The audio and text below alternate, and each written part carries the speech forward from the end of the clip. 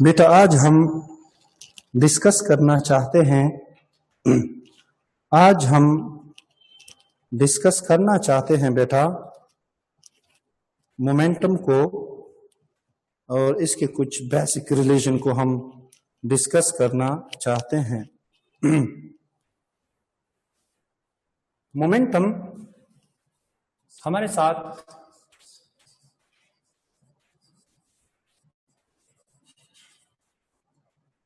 क्या होता है? मोमेंटम असल में क्वांटिटी ऑफ मोशन होता है contain in a body is called momentum. So we can say बेटा quantity of motion contain in a body is called momentum. The quantity of motion contained in a body is called momentum. किसी जिस्म की मिक़दार हरकत को हम momentum कहते हैं। और बेटा याद रखो जो मोमेंटम होता है क्वांटिटी ऑफ मोशन ही को कहते हैं और क्वांटिटी ऑफ मोशन से मिक़दार है मिक़दार हरकत। क्वांटिटी ऑफ मोशन तब ज्यादा होगी जब किसी जिस्म का मास ज्यादा होता है और जब इसकी वेलोसिटी ज्यादा होती है। तो मैथमेटिकली मोमेंटम को हम ऐसे लिखते हैं कि it is the product of mass and velocity. Static object के लिए पर स्टैटिक ऑब्जेक्ट के लिए मोमेंटम क्या होगा? P should be equal to we can say 0 बेटा। यानी for example this is we can say option A velocity and time graph है ऐसे। ऑप्शन बी में टाइम एंड वेलोसिटी का ग्राफ है ऐसे। ऑप्शन सी में डिस्टेंस एंड टाइम का ग्राफ है ऐसे। ऑप्शन डी में डिस्टेंस एंड टाइम का ग्राफ है ऐसे। For which graph momentum should be equal to 0? Apple, ball, cat, dog बेटा शाबाश। एप्पल के साथ कौन एग्री हैं? बाल के साथ कौन एग्री हैं? केट के साथ कौन एग्री हैं? डॉग के साथ कौन एग्री हैं? जी डॉग के साथ। यस यहां पे ऑब्जेक्ट किस में है? रिस्ट में है। सो इस तरह के ग्राफ के लिए मोमेंटम हमारे साथ 0 होगा। स्टैटिक ऑब्जेक्ट का मोमेंटम हमेशा के लिए क्या होता है? 0 के बराबर होता है। याद रखो बेटा ये जो मोमेंटम होता है it is a vector physical quantity. क्यों नहीं होता यार? ये ऊपर जा ही नहीं था क्यों? ओके ऐसे ऑब्जेक्ट के लिए मोमेंटम इज वीपी क्यों है? वेक्टर फिजिकल क्वांटिटी है और इसका जो यूनिट होता है बेटा यूनिट इसका होता है बेटा momentum is equal to we can say kilogram है, मास है एंड मीटर पर second. This is the unit of momentum बेटा। ये अगर हम ऐसे लिखना चाहें कि gram centimetre divide by second बन जाएगा। या हमारे साथ होता है स्लगो एंड वी कैन से फुटो डिवाइड बाय सेकंडों इज व्हाट शाबाश बच्चे इज द यूनिट बेटा। डायमेंशन आप मेरे ख्याल में खुद निकाल सकते हो। अगर आप नहीं निकालना चाहते तो L T inverse and that is M या एम एल टी इनवर्स। चलो मैंने पहले इधर उधर लिख दिया, आगे पीछे लिख दिया, बाकी ठीक है। अगर आप बेटा किलोग्राम मीटर पर सेकंड को देखें तो यहाँ पे आप सेकंड को मल्टीप्लाई करें, सेकंड को डिवाइड करें तो यहाँ से बन जाएगा kilogram metre divide by second का square into we can say second. Kilogram metre पर second square is called newton. Newton into second unit हो गया। इस तरह डायन इंटू सेकंड आ जाता है। इस तरह बेटा pound into we can say foot आ सकता है। सॉरी पाउंड इंटू सेकंड आ सकता है, पाउंड इंटू सेकंड आ सकता है। These are the possible unit of what शाबाश बेटा शाबाश we can say momentum। ये मोमेंटम के वो तमाम पॉसिबल यूनिट हैं बेटा। यहां तक अगर क्लियर है तो रेज यूर हैंड शाबाश बेटा। यहां तक क्लियर है तो रेज यूर हैंड बेटा।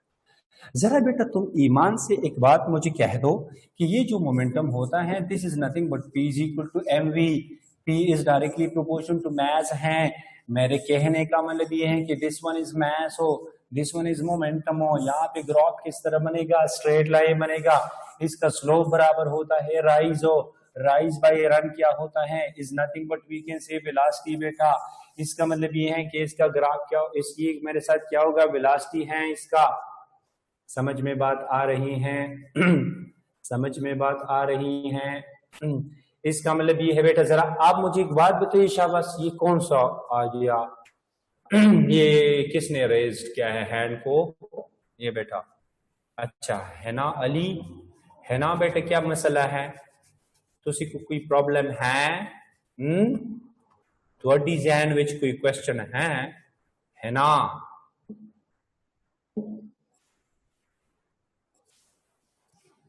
हेलो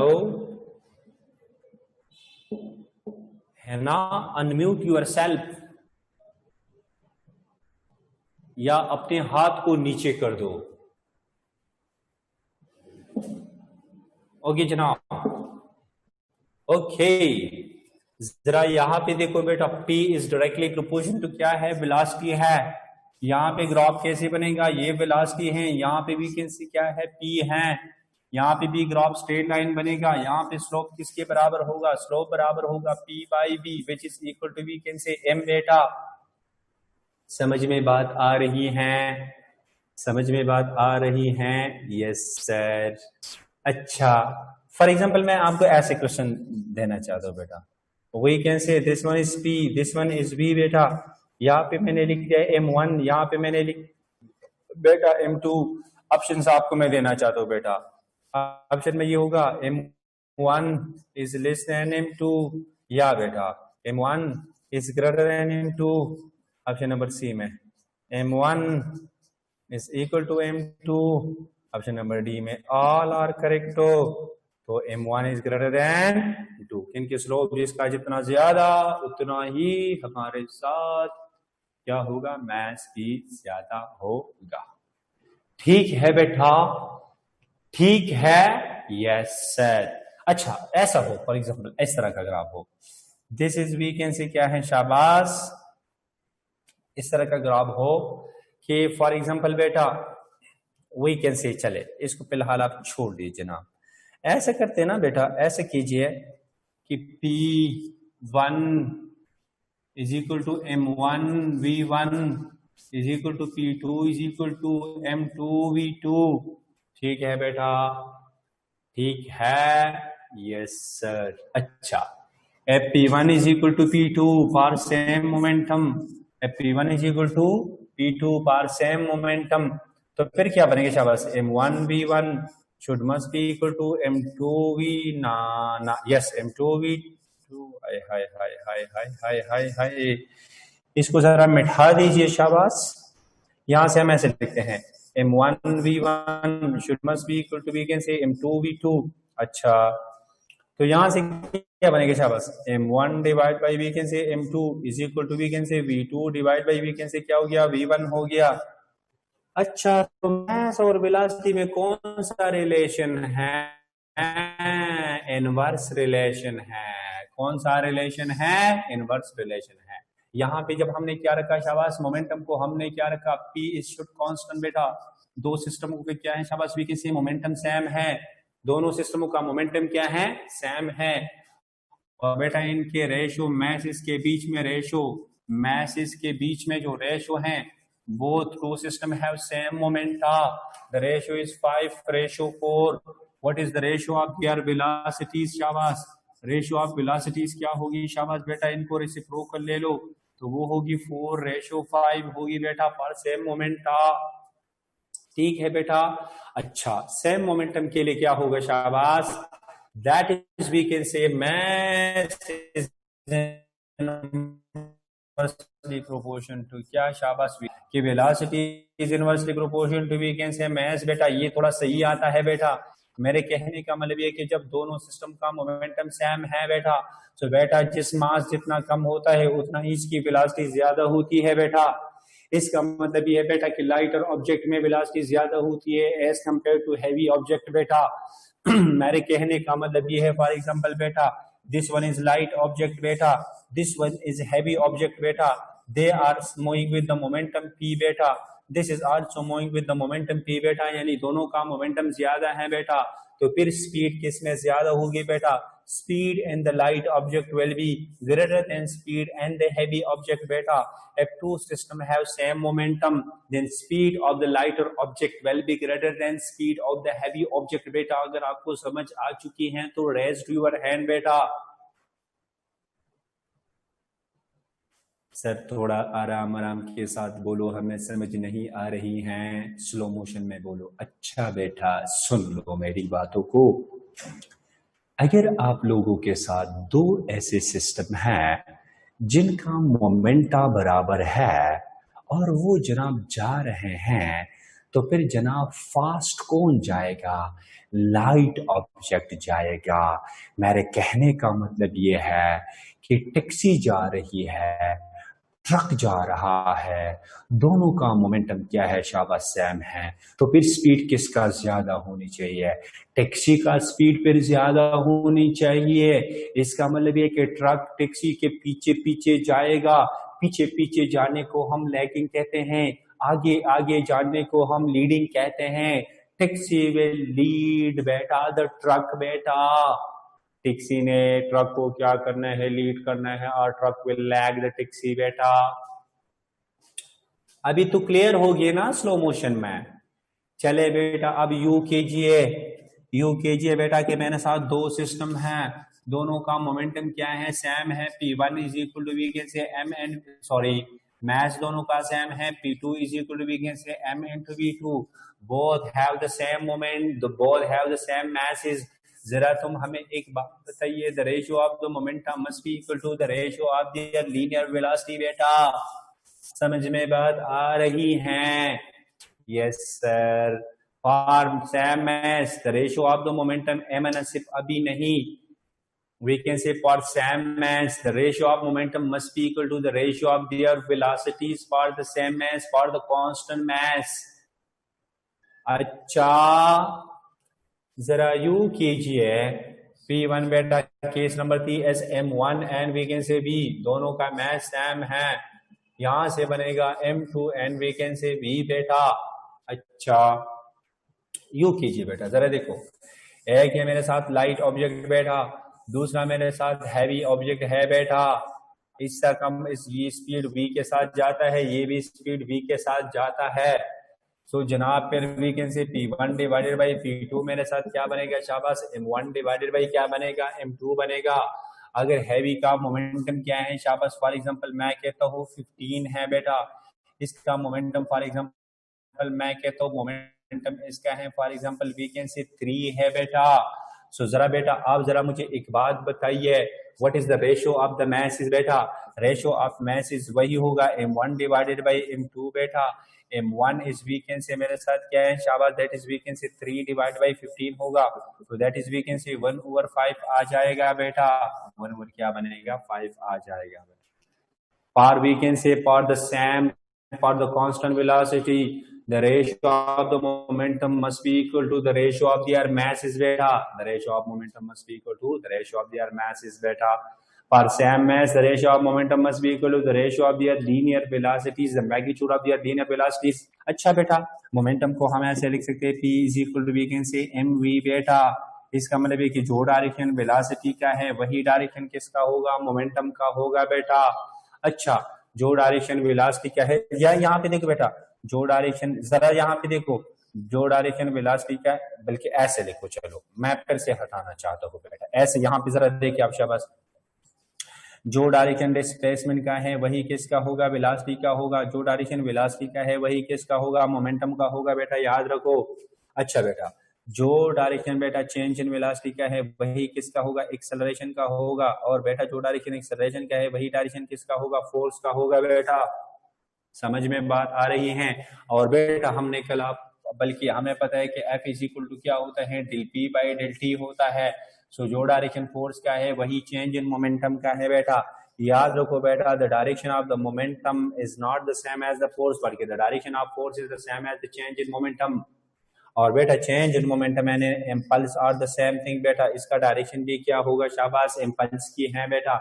मेरे कहने का मतलब ये है बेटा कि इम्पल्स और फोर्स की डायरेक्शन क्या होनी चाहिए? सेम होनी चाहिए। This is called, we can say, momentum, that is a product of mass and linear velocity is called linear momentum. समझ में बात आ रही है? Is it clear to you people बेटा? Is it clear? Yes sir, अब हमें ये बात क्लियर है.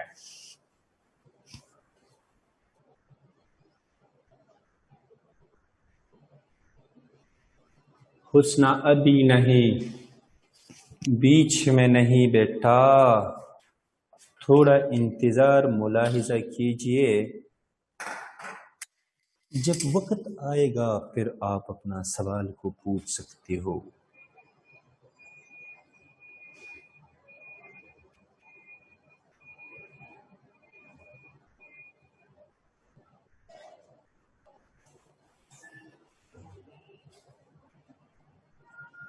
हो गया जनाब.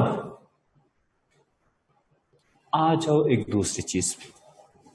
हमें पता है कि momentum P is equal to M V के बराबर हो गए, तो kinetic energy is equal to we can say half M V का स्क्वायर. अच्छा, मोमेंटम किसके बराबर है? बल्कि चले, काइनेटिक एनर्जी किसके बराबर है? शाबाश, kinetic energy half M V का स्क्वायर. यहाँ पे एम मल्टीप्लाई करो, एम डिवाइड करो, एम स्क्वायर वी स्क्वायर किसके बराबर हो गया? मोमेंटम के. यहाँ पे हाफ टू एम, यहाँ पे क्या बन गया? मोमेंटम बन गया. That is we can say kinetic energy. और मोमेंटम में ये रिलेशन आ गया हमारे साथ, इसको हम कहते हैं रिलेशन नंबर 1. जरा यहां से मोमेंटम को निकाल दीजिए. मोमेंटम होगा square root of we can say क्या होगा? शाबाश, 2m इनटू काइनेटिक एनर्जी होगी. इसको हम कहते हैं रिलेशन नंबर 2 बेटा. रिलेशन नंबर क्या कहते हैं? हम 2 कहते हैं. अच्छा बेटा, जरा यहाँ पे एक सवाल की तरफ आ जाओ बेटा. Kinetic energy is equal to we can say P square divide by 2m. Mass को कांस्टेंट रखो तो kinetic energy directly proportional to P का स्क्वायर बन जाएगा. मेरे कहने का मतलब ये कि this one is momentum, this one is we can say kinetic energy बेटा. मीन टू से बेटा काइनेटिक एनर्जी में इंक्रीज बहुत जल्दी जल्दी आएगा, ऐसे जाएगा ऐसे. समझ में बात आ रही है बेटा? क्लियर है बेटा? मोमेंटम में इंक्रीज कम तो काइनेटिक में इंक्रीज क्या आएगा? ज्यादा आएगा, यानी स्क्वायर. तो ये पैराबोला बनेगा. क्या बनेगा? पैराबोला बनेगा. अच्छा अच्छा, काइनेटिक एनर्जी और मास में कौन सा रिलेशन है? शाबाश, इनवर्स रिलेशन है. अगर मोमेंटम को कांस्टेंट रखा जाए तो देखो kinetic energy is inversely proportional to we can say mass बेटा. तो ग्राफ इसका बनेगा हाइपरबोला. वैसे जनरली कौन सा रिलेशन है काइनेटिक एनर्जी और मास के बीच में? यहाँ पे आप देखिए शाबाश, यहाँ पे बेटा डायरेक्ट रिलेशन है, लेकिन यहाँ पे तुमने वेलोसिटी को क्या रखना है? कांस्टेंट रखना है. सो कोई बंदा आपसे पूछे ना बेटा कि काइनेटिक एनर्जी और मास में कौन सा रिलेशन है, आप कहते हैं कि डायरेक्ट भी है, इनवर्स भी है. डायरेक्ट उसी वक्त है जब आप वेलोसिटी को मुस्तकिल रखेंगे, इनवर्स उसी वक्त है जब आप क्वांटिटी ऑफ मोशन यानी मोमेंटम को क्या रखेंगे? कांस्टेंट रखेंगे. तो फिर कौन सा रिलेशन है? इनवर्स रिलेशन है. अब यहाँ पे एक और चीज आपको मैं क्लियर कराना चाहता हूँ बेटा. ये मेरे साथ काइनेटिक एनर्जी क्या है? शाबाश बेटा, we can say is equal to we can say P square divide by 2m है. अगर एक सिस्टम है, इसका मोमेंटम क्या है? सेम है.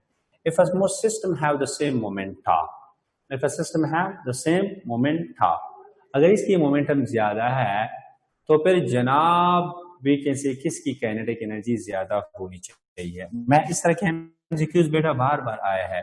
F2 system heavy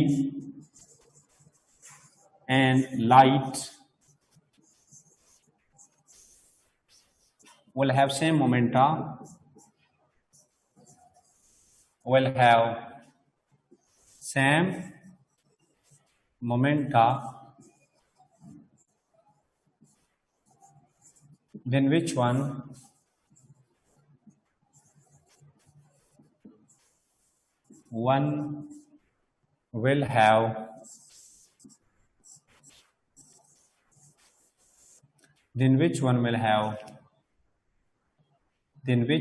will have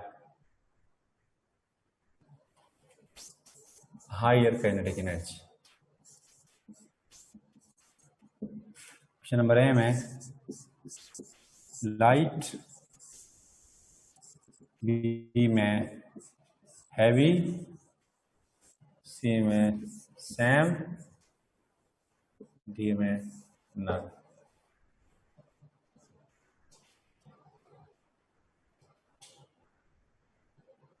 ji, table के साथ कौन एग्री है? शाबाश।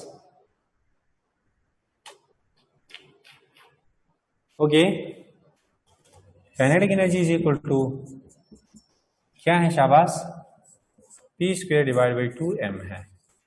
तो kinetic energy is inversely proportional क्या हो गया? मैस हो गया। Kinetic energy is inversely proportional to क्या हो गया? मैस हो गया।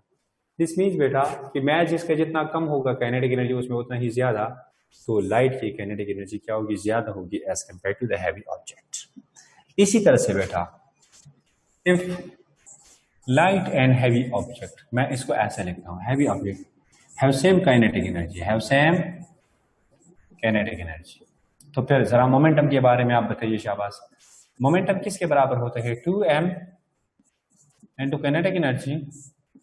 So momentum is directly proportional to the square root of mass.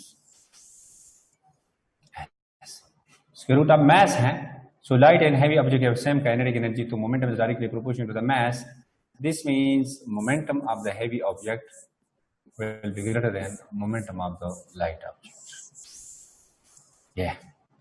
Momentum of the heavy object will be greater than momentum of the light object.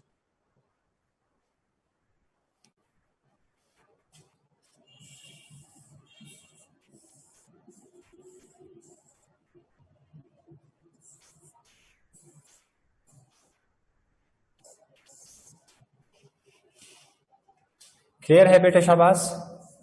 अगर ये clear है तो raise your hand. शाबाश। हो गया जनाब। अब हम बेटा एक और चीज की तरफ जाना चाहते हैं, जहां से हम ऐसे लिखते हैं बेटा कि kinetic energy is equal to half mv square. I need your attention बेटा। क्या हो गया? है ये इफ वेलोसिटी इज डबल बेटा,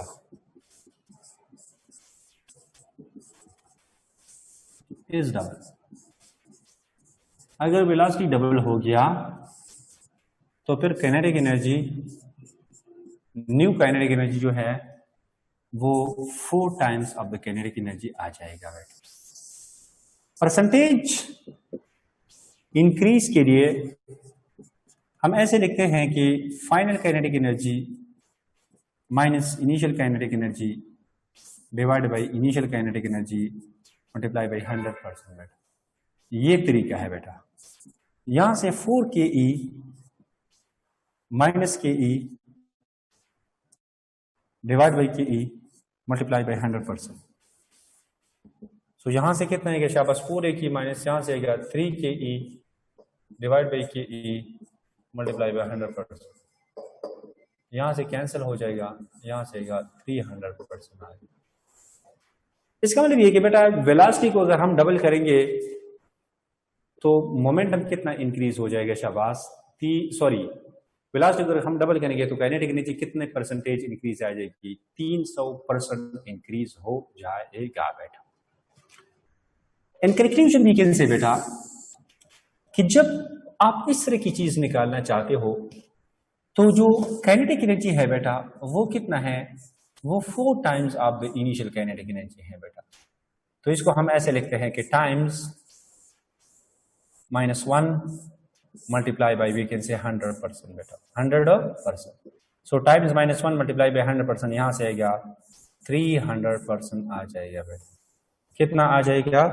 300% आ जाएगा बेटा। कितना आएगा बेटा? 300% आएगा। टाइम्स -1 से कितना आएगा? 300 टाइम्स आ जाएगा।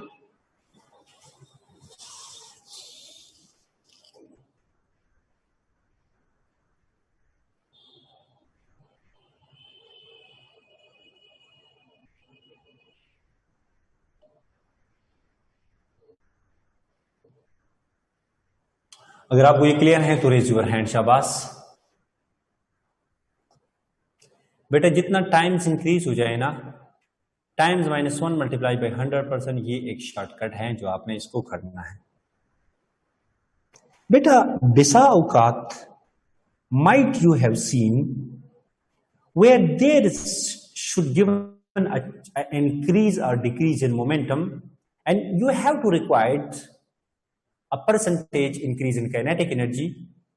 So this is very interesting question. Might you have seen in the exercise of our textbook, where they said that momentum is increased 20%. Beta, what is the percentage increase in kinetic energy?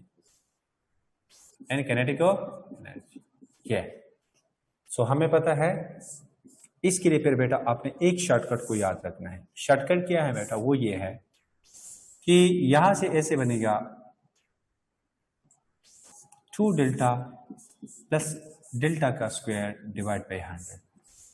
ये इससे मुराद है percentage. तो 2 into we can से यहां से बनेगा 20%, और 20 का अगर हम स्क्वायर लेंगे तो ये क्या बनेगा 400% डिवाइड बाई 100। तो ये कैंसिल होकर यहां से कितना बनेगा 44% बनेगा बेटा। ठीक है बेटा। ये बेटा जब आपसे कोई बंदा पूछे कि मोमेंटम में इंक्रीज इतना आ चुका है, what is the increase in kinetic energy बेटा। इसी तरह से बेटा आपसे दूसरे अंदाज में भी सवाल पूछ सकते हैं। कैसे सवाल पूछ सकते हैं? ऐसे बेटा कि मोमेंटम हमारे साथ डिक्रीज हो गया कितना, शाबाश 20%। ये क्या हो गया? डिक्रीज हो गया। कितना डिक्रीज हो गया? 20%। ये डिक्रीज हो गया।